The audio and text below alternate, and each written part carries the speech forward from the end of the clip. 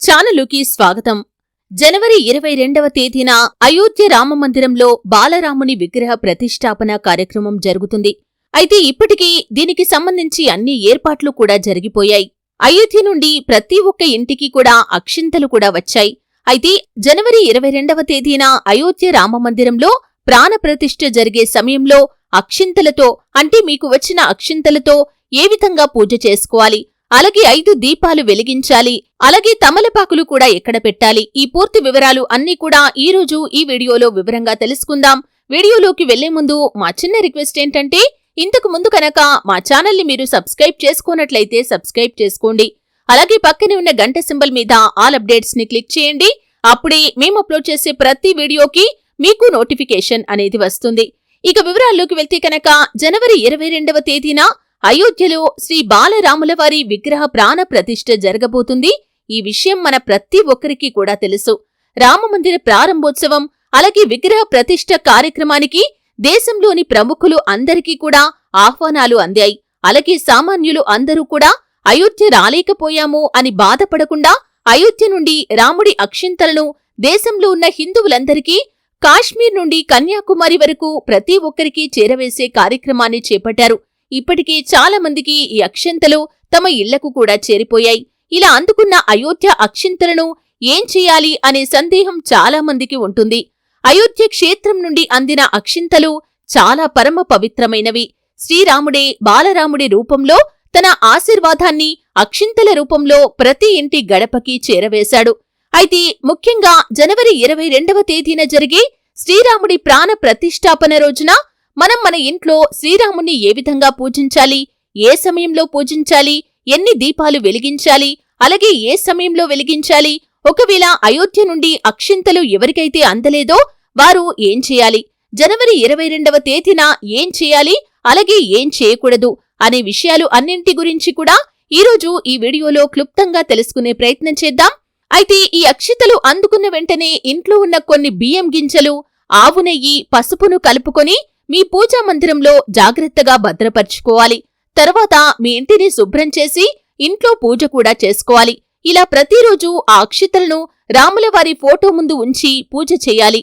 పూజ చేసిన తర్వాత 108 సార్లు శ్రీరామ జయరామ అని జపం కూడా చేయాలి. అప్పుడు ఈ అక్షింతలకు ఉన్న శక్తి చాలా ఎక్కువగా రెట్టింపు అవుతుంది. ఇలా ప్రతిరోజు పూజ చేయలేని వారు కనీసం మీ పూజ గది ముందు కూర్చొని శ్రీరామ జయరామ అంటూ జపం చేసినా కానీ సరిపోతుంది. ఇలా ప్రతిరోజు తప్పనిసరిగా జపం చేయాలి. అప్పుడే ఆ అక్షింతలకు ఉన్న మహిమ వల్ల మీకు రాములవారి ఆశీర్వాదం లభిస్తుంది. అయితే ఒక్కరోజు పూజ చేసినా సరిపోతుందండి. ఈ విధంగా మీకు అక్షింతలు ఎప్పుడు అందితే అప్పుడు పూజ చేసుకోవాల్సి ఉంటుంది. ఇన్ని రోజులు మీరు పూజ చేయకపోతే ఇప్పుడైనా సరే ఒక్కసారైనా సరే మీరు పూజలో అక్షింతలు పెట్టి పూజ చేయండి. అయితే జనవరి 22వ తేదీన శ్రీరాములవారి విగ్రహ ప్రతిష్ఠాపన 11 గంటలకి ప్రారంభమవుతుంది. కాబట్టి జనవరి 22వ తేదీన ఉదయం మీ ఇంటిని శుభ్రం చేసుకుని ఇంట్లో పసుపు నీళ్లు చల్లుకొని ఇంటిల్లి పాతి మీ ఇంటి దగ్గరలో ఉన్న రాములవారి ఆలయానికి వెళ్లి ఆ దేవుణ్ణి దర్శించుకోవాలి. ఆలయానికి వెళ్లి వచ్చిన తర్వాత మీ ఇంట్లో మీరు పూజ ప్రారంభించాలి. ఆ రోజున రాములవారికి చేసే పూజ 11 గంటలకి మీరు ప్రారంభించాలి.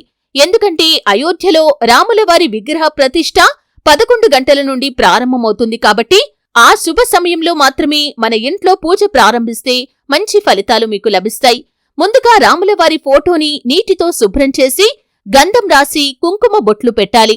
తర్వాత రాములవారి ఫోటోని చామంతి పూలతో కాని ఎర్ర గులాబీలతో కాని అలంకరించుకోవాలి.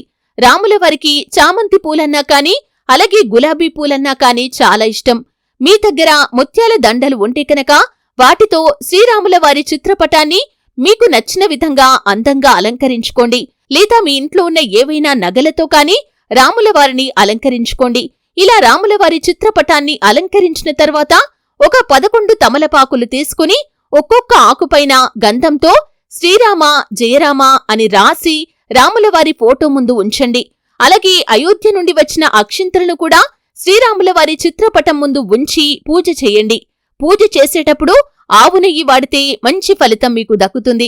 ఆ భగవంతుడు మీపైన తన అనుగ్రహాన్ని చూపిస్తాడు. పూజ పూర్తయిన తర్వాత రాములవారికి మీ కోరికలను చెప్పుకొని నమస్కరించి ఒక 5 ప్రదక్షిణలు చేయండి. అయోధ్యలో శ్రీరామ విగ్రహ ప్రతిష్ఠ కార్యక్రమం పూర్తయిన తర్వాత అక్షింతలను శ్రీరాముడి దివ్య ఆశీస్సులుగా భావించి కుటుంబంలోని అందరూ కూడా తలపై చల్లుకోవాలి. అలాగే సాయంత్రం సమయంలో స్నానం చేసి మళ్లీ ఇంటిని శుభ్రం చేసుకుని పూజ చేయాలి. సాయంత్రం చేసే పూజలో కూడా 5 దీపాలు ఖచ్చితంగా వెలిగించాలి. ఈ దీపాలు ఎలా వెలిగించాలంటే, ముందుగా ఒక దీపాన్ని తులసి మొక్క దగ్గర వెలిగించి తులసి మాతకు నమస్కరించి తులసి మొక్క మీద పసుపు కుంకుమ వేసి 3 ప్రదక్షిణలు చేయండి. తులసి కోట ముందు ఒక దీపం వెలిగించిన తర్వాత మీ ఇంటి గుమ్మం ముందు 2 దీపాలు వెలిగించండి. అంటే ఇంటి గుమ్మానికి ఇరుపక్కలా 2 దీపాలు వెలిగించాలి. ఇప్పుడు పూజగదిలో రాములవారి ఫోటో ముందు 2 దీపాలు వెలిగించాలి. ఇలా మొత్తం 5 దీపాలను వెలిగించాలి. ఈ దీపాలనే రామజ్యోతులు అని అంటారు. తులసి మొక్క లేనివారు మీ పూజాగదిలోనే 3 దీపాలను కూడా వెలిగించుకోవచ్చు. ఇదంతా చెయ్యలేము అనుకునేవారు ఒకేసారి 5 దీపాలను మీ పూజగదిలో ఉన్న రాములవారి ఫోటో ముందు వెలిగించవచ్చు. దీపారాధనకు వాడే ఈ 5 ప్రమిదలు మట్టి ప్రమిదలను ఉపయోగిస్తే చాలా మంచిది. మట్టి ప్రమిదలు లేనివారు ఇత్తడి ప్రమిదలను కూడా వాడవచ్చు. అలాగే ఆవు నెయ్యితో మాత్రమే 5 రామజ్యోతులను వెలిగించండి. ఎందుకంటే ముక్కోటి దేవతలు గోమాతలో నివసిస్తారని మన పురాణాలు చెబుతున్నాయి. కాబట్టి స్వచ్ఛమైన ఆవు నెయ్యితో మీరు కనుక దీపాలు వెలిగిస్తే చాలా మంచి ఫలితం మీకు దక్కుతుంది. ఈ 5 దీపాలైతే తప్పనిసరిగా పెట్టుకోవాలి. ఇంకా మీరు ఎక్కువ పెట్టుకోవాలి అనుకుంటే కూడా మీరు ఇంకా ఎక్కువగా పెట్టుకోవచ్చు. సాయంత్రం ఇలా 5 దీపాలను వెలిగించిన తర్వాత పూజ చేసి మళ్లీ అక్షింతలను మీ తలపైన చల్లుకోండి. ఇప్పుడు ఈ పవిత్రమైన అక్షింతల్లోకి అత్యంత దైవశక్తి వస్తుంది. మిగిలిన అక్షింతలను జాగ్రత్తగా భద్రపరుచుకుని శుభదినాల సమయంలో వాటిని మీరు వినియోగించుకోవచ్చు. ఇప్పుడు ఈ అక్షింతలు ప్రతినిత్యం పూజగదిలో ఉంటేనే మంచిది. లేదా మీరు డబ్బు దాచుకునే ప్రదేశంలో భద్రపరుచుకోవచ్చు. అలా అని గాలి తగలని ప్రదేశంలో ఈ అక్షింతలను ఉంచితే మాత్రం అవి పాడైపోయే అవకాశం ఎక్కువగా ఉంటుంది. కాబట్టి ఈ పవిత్రమైన అక్షింతలు పాడైపోతే అది మహాపాపం. కాబట్టి అక్షింతలను భద్రపరిచేటప్పుడు తగిన జాగ్రత్తలు కూడా తీసుకోవాలి. ఎక్కడికైనా ముఖ్యమైన పని కోసం బయటకు వెళ్లేటప్పుడు ఈ పవిత్రమైన అక్షింతలను తలపై వేసుకుని వెళ్తే రాములవారి యొక్క ఆశీస్సులు మీపై ఎళ్లవేళలా ఉంటాయి. ఈ పవిత్రమైన అక్షింతలను మీ పిల్లల తలపై వేసి దీవిస్తే మంచి విద్యాబుద్ధులు వస్తాయి. అలాగే వివాహం అయిన వారు వేసుకుంటే దాంపత్య జీవితంలో ఎటువంటి కలహాలు లేకుండా ఆనందంగా జీవిస్తారు. శ్రీరాముడి అక్షింతలు అందరివారు ఎవరూ కూడా బాధపడవలసిన అవసరం లేదు. శ్రీరాముడి చిత్రపటం ముందు ప్రతిరోజు పూజలు చేస్తూ ఆ శ్రీరాముని విగ్రహ ప్రతిష్ఠను, ఆలయ ప్రతిష్ఠను వీక్షిస్తూ రాముడి ఆశీస్సులు పొందటమే మనకి ఆ దేవుడు అందించే వరంగా భావించాలి. కాబట్టి ప్రతినిత్యం రామనామం జపించి పుణ్య ఫలితాన్ని మీరు పొందుకోవచ్చు. అలాగే అక్షింతలు అందనివారు ఇంకొక రకంగా కూడా మీరు అక్షింతలను తయారు చేసుకోవచ్చు. పూజ చేసే సమయంలో మీరు ఇంట్లోనే కొన్ని అక్షింతలను చేసుకొని, అంటే మీరు బియ్యంలో కొంచెం పసుపు కలుపుకొని అక్షింతలను తయారు చేసుకుని మీరు పూజలో పెట్టుకోవచ్చండి. అంటే ఒక పల్లెంలో వేసి పూజలో పెట్టుకుని శ్రీరామ జయరామ జయ జయరామ అంటూ మీరు మంత్రాన్ని పఠిస్తూ ఆ అక్షింతలను మీ చేత్తో కలుపుకొని పూజ అయిపోయిన తర్వాత ఆ రాముల వారి యొక్క పాదాలపై చల్లిన తర్వాత మీ శిరస్సుపై చల్లుకోండి. అలాగే మీ కుటుంబ సభ్యులందరి తలలపై కూడా చల్లండి. అలాగే ఈ అక్షింతలను కూడా మీరు భద్రపరుచుకోవచ్చు. ఎందుకంటే ఈ రోజున అంటే ప్రాణ ప్రతిష్ఠ జరిగే సమయంలో ఈ అక్షింతలను మీరు కలుపుకున్నారు కాబట్టి ఖచ్చితంగా మీరు అయోధ్య నుండి వచ్చిన అక్షింతలతో సమానమైన పవిత్రతను ఆ అక్షింతలు కలిగి ఉంటాయి. కాబట్టి ఈ విధంగా కూడా మీరు తయారు చేసుకోవచ్చు. అలాగే అయోధ్య నుండి వచ్చిన అక్షింతలను వృద్ధి చేసుకుంటే కనుక మీరు చాలా కాలం పాటు వాటిని ఉంచుకోవచ్చు. అంటే మీరు పూజ చేసే సమయంలో ఇంకా కొన్ని అక్షింతలను ఇంట్లోనే తయారు చేసుకుని వాటిలో ఈ అయోధ్య నుండి వచ్చిన అక్షింతలను కలిపేసుకుని వాటిని మీరు వృద్ధి చేసుకోవచ్చు. ఈ విధంగా చేస్తే మీరు చాలా సంవత్సరాల పాటు ఆ అక్షింతలను మీరు శుభ సందర్భాల్లో వినియోగించుకోవచ్చు, పలువురిని ఆశీర్వదించవచ్చు.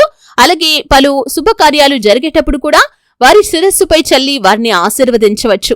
చూశారు కదండి, వీడియో నచ్చితే ఖచ్చితంగా లైక్ చేయండి. మరిన్ని మంచి మంచి వీడియోల కోసం ఇప్పుడే మా ఛానల్ని సబ్స్క్రైబ్ చేసుకోండి.